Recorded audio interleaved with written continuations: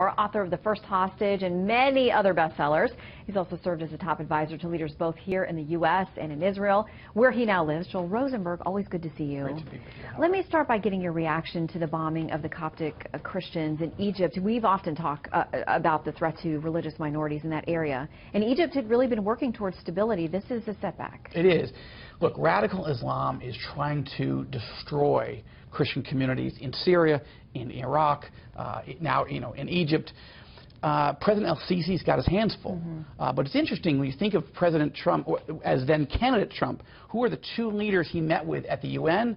Israeli Prime Minister Benjamin Netanyahu and Egyptian President El-Sisi. I think that strengthening a Sunni Arab ally like El-Sisi, like the King of Jordan and others, is going to be important. But this is a devastating blow. And as an evangelical, an Israeli evangelical in that sense, my heart goes out to our Christian brothers and sisters in the Coptic Church. We need to be praying for them. And as a country, both America, Israel, and our other allies standing with Egypt in a very challenging moment. And by the way, one of our allies, Israel, where you now live full-time, taking delivery of a couple of F-35s and talking about how that will give Israel different ways to probe, to gather surveillance, to go places undetected, and they live in a very, very rough neighborhood. Look, there's been a lot of criticism by conservatives that President Obama has been horrible towards Israel. Look, there's been a horrible relationship between President Obama and Netanyahu, but you have a memorandum of understanding of $38 billion of military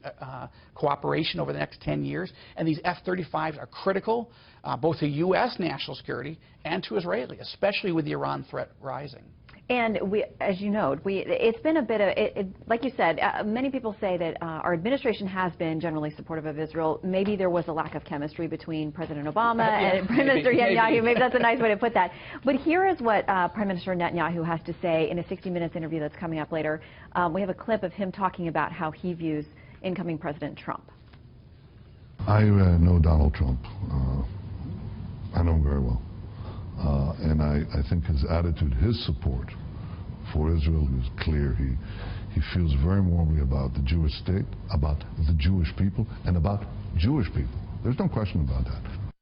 Yeah, he's talked about how he feels Trump will be truly supportive and understand the situation that Israel is facing there. I was just with Netanyahu when he gave a briefing to about 400 foreign diplomats, ambassadors, defense attachés in Jerusalem just a week and a half ago.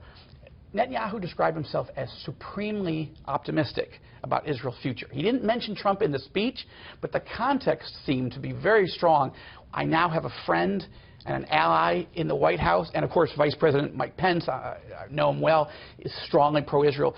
This is the first time Netanyahu has ever had a Republican in the White House while he's been a prime minister, and he's the longest serving prime minister in the history of Israel.